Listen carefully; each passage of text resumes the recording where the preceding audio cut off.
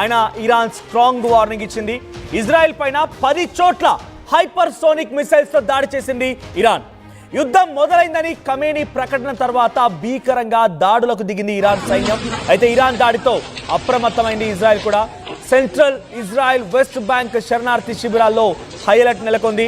ప్రజలు సురక్షిత ప్రాంతాలకు వెళ్లాలని సూచిస్తోంది. ఇరాన్ మొదటి నుంచి చెప్తున్నదే.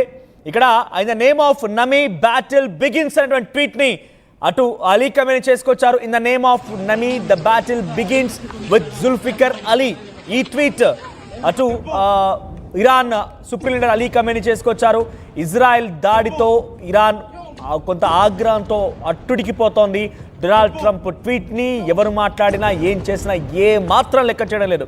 G7 దేశాలు కూడా నువ్వు న్యూక్లియర్ బాంబ్ ప్రవేశపెడతానంటున్నావు, నువ్వు న్యూక్లియర్ వెపన్ ని సిద్ధం చేస్తున్నావు, న్యూక్లియర్ బ్లాస్ట్ సిద్ధమవుతున్నావు, కానీ ఇవన్నీ కూడా తప్పుడు భావనలే, తప్పుడు చర్యలే. కాబట్టి మేము ఇజ్రాయెల్ వైపే ఉంటామని G7 సమిట్ కూడా కొంత నిర్ణయం తీసుకుంది. ఇజ్రాయెల్ వైపుగా నిలబడతామని చెప్తాం. డొనాల్డ్ ట్రంప్ కూడా చాలా సీరియస్ వార్నింగ్ ఇస్తున్నారు. ఎవరు ఎన్ని చెప్పినా నాకు మాత్రం పట్టవు, నేను వినిపించుకోను, నాకు వినపడదు, నేను చేయాలనుకుని చేసేస్తా అన్నట్టుగానే Iran supreme leader Ali Khamenei యొక్క తీరు కనబడుతోంది. చూడండి, ఇక్కడ విజువల్స్ కనబడుతున్నాయి. Iran drones, so Iran missiles, so hypersonic Fateh missile ని ప్రయోగించింది ఇరాన్ ఇజ్రాయెల్ పైన 10 చోట్ల ప్రయోగించింది.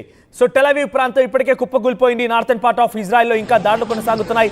ఈస్ట్ అండ్ వెస్టర్న్ లో కూడా ఇప్పుడు దాడులు కొనసాగిస్తోంది. ఎటు చూసినా ఇజ్రాయెల్ ఐరన్ డోములున్నా, ఇజ్రాయెల్కి ఇంకేదైనా ఉన్నా 1-2 అడ్డుకోగలుగుతుంది. కానీ ఇంతటి పెద్ద స్థాయిలో కనీసం రాడార్కి సైతం అంతు చిక్కనటువంటి కొన్ని మిసైల్స్ ని ఇరాన్ ప్రయోగిస్తోంది. ప్రజెంట్ ఇరాన్ లో ఉంచి ఇంకా పెద్ద ఎత్తులో అటు మిసైల్స్ కొనసాగుతున్న ఏ క్షణమైనా ఇజ్రాయెల్ని పూర్తిగా అంతమొందించాలి. అరబ్ దేశాలు మొత్తం ఏకమవుతున్నాయి.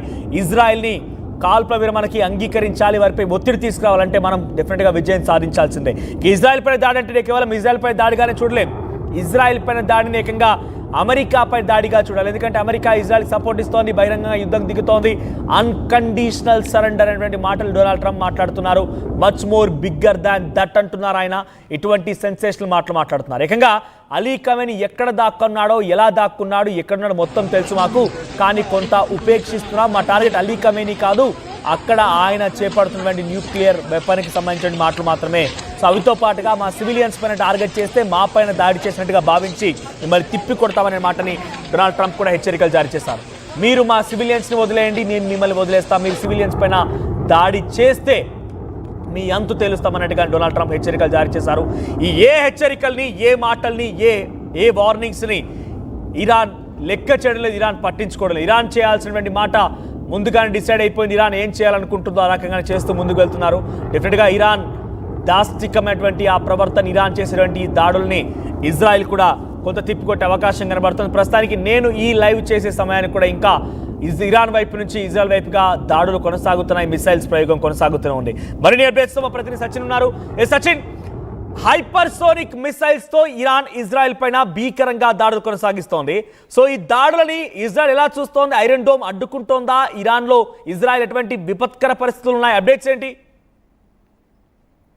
సిచ్యువేషన్ కి సంబంధించి మాట్లాడుకున్న సందర్భంలో ఇటు ఇరాన్ కి సంబంధించి, ఎందుకంటే ఎప్పుడైతే డొనాల్డ్ ట్రంప్ వార్నింగ్ ఇచ్చాడో, డొనాల్డ్ ట్రంప్ ఇచ్చిన వార్నింగ్ తో ఇరాన్ మరింత రెచ్చిపోయిందా అంటే ఎగ్జాక్ట్ గా అవునన్నమాట వినిపిస్తుంది. ఎందుకంటే కనుక నిన్న జరిగిన దాడి, ఇంతవరకు జరిగిన దాడి ఒకెత్తైతే కనుక నిన్న జరిగిన దాడి మరి ముఖ్యంగా రాత్రి 12:40 ప్రాంతం, ఆ సందర్భంలో అంటే స్థానిక కాలమాన ప్రకారం వాళ్ళకి సంబంధించి ఇజ్రాయెల్ కి ఇప్పుడు ఆ సమయంలో ఎగ్జాక్ట్ గా 15 ప్రొజెక్టైల్స్ ని ఇరాన్ ప్రయోగించింది. అది కూడా 1 కాదు 2 కాదు, ఇంకా 10 ప్రాంతాలు హైపర్సోనిక్ మిసైల్స్ ని ప్రయోగించింది ఇరాన్.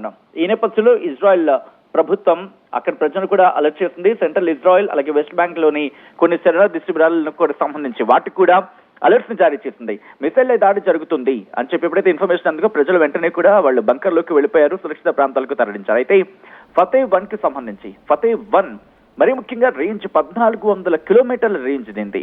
దీంతో ఇరాన్ ఇజ్రాయెల్ మీద దాడికి పాల్పడిన పరిస్థితి 5 నిమిషాల్లోనే టార్గెట్ రీచ్ అయిందంటే అర్థం చేసుకోవచ్చు, ఆ చర్చ జరుగుతుందంటే అర్థం చేసుకోవచ్చు. దాని ఇంపాక్ట్ కూడా చాలా కఠినంగానే ఉంది.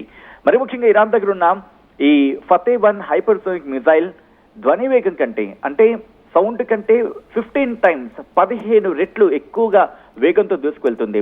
ఫస్ట్ మరి ముఖ్యంగా స్పేస్ లోకి వెళ్తా, అంటే దాదాపుగా మరి వాతావరణం దాటి వెళ్తుంది. అక్కడికి చేరుకున్న తర్వాత అక్కడి నుంచి మళ్ళీ తన ప్రయాణాన్ని తన టార్గెట్ వైపు చేరుకుంటుంది. సో ఈ నేపథ్యంలోనే 1400 కిలోమీటర్ల దూరంలో ఉన్న లక్ష్యాలను కూడా ఖచ్చితంగా అది ఛేదించగలదు. అది కూడా నిమిషాల వ్యవధిలోనే, పూర్తిగా 5 నిమిషాల్లోనే ఛేదించగలడం దీని ప్రత్యేకత మాట్లాడుకోవాలి. మరి ఇక్కడ ఇజ్రాయెల్ దగ్గర ఉన్న ఎయిర్ డిఫెన్స్ సిస్టమ్, మరి ముఖ్యంగా ఐరన్ డోమ్ కావచ్చు, లేకపోతే డేవిస్ లింక్ కావచ్చు, లేకపోతే ఎయిర్ 1, 2, 3 అని ఉంటూ ఉంటాయి. అవి ఎందుకు ఫెయిల్ అయ్యనే మాటకి సంబంధించి మాట్లాడుకున్న సందర్భంలో ఇక్కడ వినిపిస్తుంది ఏంటంటే కనుక ధ్వని వేగం కంటే అది ధ్వని కంటే 15 రెట్లు వేగంగా దూసుకువెళ్ళే క్షిపణిని డిఫైన్ చేయడం, దాదాపుగా 1 నిమిషం వ్యవధిలోనే డిఫైన్ చేయడం అనేది చాలా కష్టతరం అవుతుంది. అది డేవిస్ లింక్ అయినా, లేకపోతే ఏరో అయినా, లేకపోతే ఇటు ఐరన్ డోమ్ అయినా. ఈ నేపథ్యంలో వాటిని డిఫెన్స్ చేయలేకపోయింది, వాటిని ఎదుర్కోలేకపోయింది. అఫ్ కోర్స్ అప్పటికి కొన్ని ఛేదించింది. బట్ ఒక 100 వచ్చాయి అనుకుందాం, 100లో ఒక 60 లేకపోతే 70, ఒక 80, మహా కష్టంతో ఒక 90 అవి ఢీకొట్టగల. కానీ పూర్తి స్థాయిలో ఢీకొట్టడం, పూర్తి స్థాయిలో వాటిని నిర్వీర్యం చేయడం, పూర్తి స్థాయిలో వాటిని గాల్లోని నిర్వీర్యం చేయడం వాటి తరం కాదు. సో ఈ క్రమంలోని దాదాపు 1 కాదు 2 కాదు, ఏకంగా ఫతేవన్ కి సంబంధించి మిసైల్స్ ను ఉపయోగించిన సందర్భంలో మొత్తం 11 టార్గెట్లు చేస్తుందంటారు. 11 టార్గెట్లను అక్కడ ఎక్కుపెట్టింది అనేది సోషల్ మీడియా వేదిక జరుగుతున్న చర్చ అంటే అర్థం చేసుకోవచ్చు. సో ఇక్కడ ఫతే టెల్ అవీవ్ కి సంబంధించి ఐరన్ డోమ్ కాస్త అయితే మాత్రం కాయగలిగింది. అయితే ఇప్పుడు ఎలా వెళ్ళబోతుంది? ఎందుకంటే ఇజ్రాయెల్ టెహ్రాన్ సమీపంలో, అంటే ఇరాన్ కి సంబంధించిన రాజధాని టెహ్రాన్ సమీపంలో ఖోజీర్ మిసైల్ ని సంబంధించి ఆ ప్రొడక్షన్ కేంద్రం ఉంటుంది, దాన్ని టార్గెట్ చేసింది. దీంతో పాటు ఇరాన్ బాలిస్టిక్ మిసైల్ ప్రోగ్రామ్ ని ఇది అత్యంత కీలకమైన మాట్లాడుకుంటుంటారు. 2024లో కూడా ఇజ్రాయెల్ దీని మీద దాడి చేస్తున్న పరిస్థితి ఉంది. ఇప్పుడు ఈ ఫతే-1 కి సంబంధించి మాట్లాడుకున్న సందర్భంలో మనోజ్, ఇది గంటకు సుమారుగా 18,000 కిలోమీటర్ల వేగంతో ప్రయాణించగలదు. సాధారణంగా అంటూ ఉంటాం కదా మనం 400 కిలోమీటర్స్ పర్ అవర్ అని చెప్పి, ఇది ఏకంగా 17,900 కిలోమీటర్స్ పర్ అవర్ వేగంతో ఇది ప్రయాణించగలదంటే అర్థం చేసుకోవచ్చు ఈ వార్ హెడ్ కి సంబంధించి ఎటువంటి సత్తా ఉంది అనేది. సో ఇది తన ప్రయాణ మార్గాన్ని మార్చుకోగలదు, సామర్థ్యం, అటువంటి కెపాసిటీ, క్యాపబిలిటీ దీనికి ఉంది.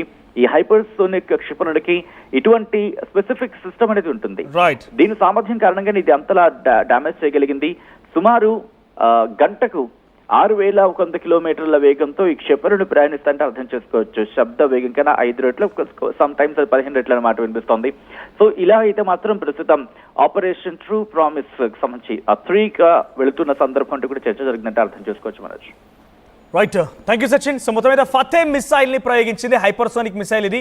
మా ప్రతినిధి సచిన్ చెప్తున్నట్టుగా చాలా క్లియర్ గా ఇది గంటకి సుమారుగా 15,000 వరకు ఉంటాయి. అంటే ఎగ్జాక్ట్ గా 13,999 కిలోమీటర్లు, near to 14,000 kilometres per hour, గంటకి 14,000 కిలోమీటర్ల వరకు వేగంతో ప్రయాణించగల సామర్థ్యం ఉంది ఈ ఫతే మిసైల్. అయితే ఇక్కడ మీరు గతంలో వినే ఉంటారు, ఈ ఫతే మిసైల్ అనేది పాకిస్తాన్ కూడా భారత్ పైగా ఎక్కువ పెట్టాలని ఒక ఆలోచన చేసింది.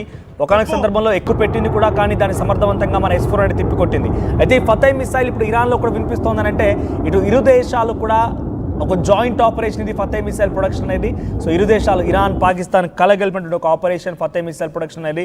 సో ప్రస్తుతానికి ఈ మిసైల్ని ప్రయోగించింది ఇజ్రాయెల్ వైపుగా ఇరాన్. సో ఈ మిసైల్ని సమర్థవంతంగా తిప్పికొట్టే ఒక ప్లాన్ చేసినప్పటికీ ఏమాత్రం కూడా దాన్ని తిప్పికొట్టలేకపోయింది. Iron dome అడ్డుకోలేకపోయింది. దీంతో టెల్ అవీవ్ ప్రాంతమే కాకుండా వెస్టర్న్ అండ్ ఈస్టర్న్